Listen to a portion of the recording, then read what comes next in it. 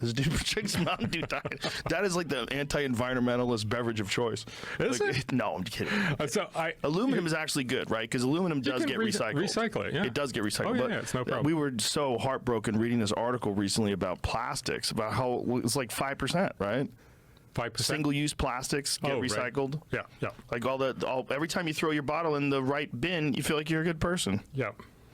I'm like, I'm a good person. I put it in the blue bin. Yes. I'm a good person. Yes. The right way to probably handle that's a whole different conversation, is just simply to burn it and reuse the energy. Right. How would you do that, though, and not pollute the air? We do that all over the world, especially in Europe. You just put scrub on the smokestack. That's all you do? Like, it's that simple? Yeah. It really It doesn't have any. Well, come on, it must have some emissions. Sure. I mean, nothing is zero. Right. Is it like a car? Very low. Or is it like a million cars? Like No. I think it's probably less than a car. So it's not something I've looked. A million cars sounds gross, but that's our city. Yes, but every day in Austin you get a million cars. The emissions from waste burning, very, very low. So I remember people worried a lot about dioxins and that kind of stuff. Mm-hmm. Turns out we can get rid of virtually all of it. So these are not is that the hard trade-off? things. Is the trade-off you have some emissions from the burning of the plastics, but you're getting rid of the plastics, which is is it a net gain for the environment? Because the plastics are a real problem, particularly in the ocean and in landfills, and just it's a real issue. So the real issue here is once you decide to say you have to switch it into all these different bins, you have everyone sit. I was just at a conference in Stanford, and you could just see everyone, and I did the same thing. You're sort of like, oh my God, what am I going to... And you feel like you did the wrong thing no matter what you do, and you probably did.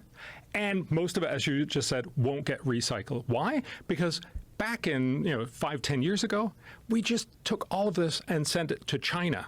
And had them recycle it. And this is why there's so much plastic in the oceans. It's not because anybody, just throw it out. It's because we shipped it away to feel good about ourselves, but we didn't want to pay.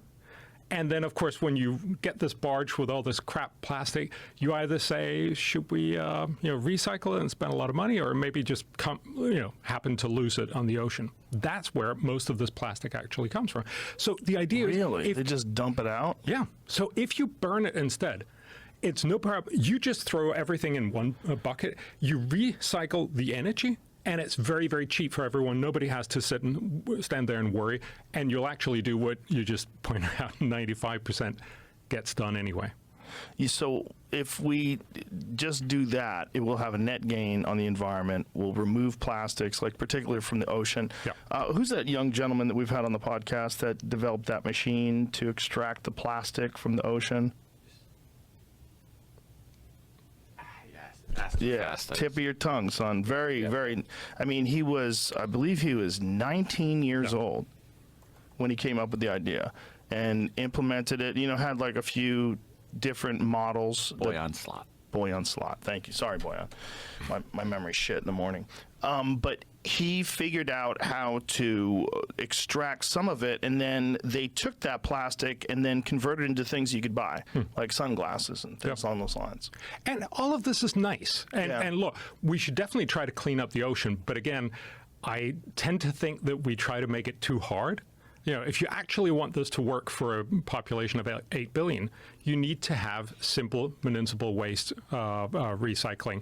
And that's very often just that you recycle glass, you recycle paper, you burn most of the other stuff, and then you recycle some of the really valuable stuff. But doesn't that cost a lot of money to do in places that are like strapped for resources? Like one of the things that you always see when you see video footage of countries overseas that are impoverished is you see a lot of trash. Oh, yeah. Because they don't have the money to process it. No. Right? And that's why the first thing you want is just simply good trash collection, so you get rid of it. So we did a big project in Dhaka or for Bangladesh, and one of the things we focused on was also just simply getting trash off the streets, because it's unsightly. It actually leads to more crime. It leads to more destitution. It probably also transmits disease, and it's fairly cheap to get rid of.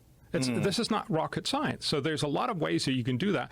But instead, we come in and say, no, you need to recycle. You need to have 3 different baskets and all that kind of stuff. No, you just need to get rid of it. That's how you also get rid of the plastics in the ocean. You know, again, and I think we'll have that conversation a lot of times.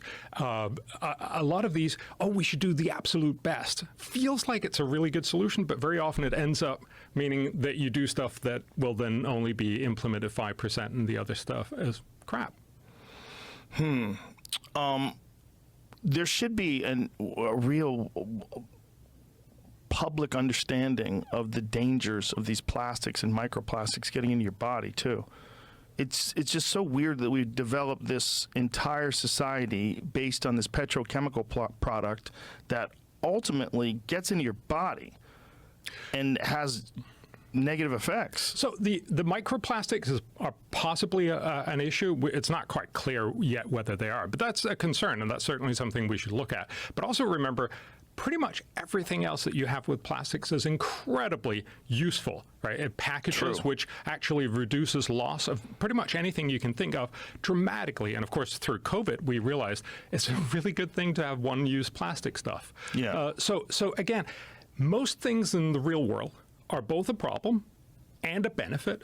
And we need to find out how do we make it more of a benefit and less of a problem. But we need to stop having this conversation, oh, you can't have anything of this, this bad thing. That's not how we organize our societies. That's not how we think. And that's certainly not how we make good choices.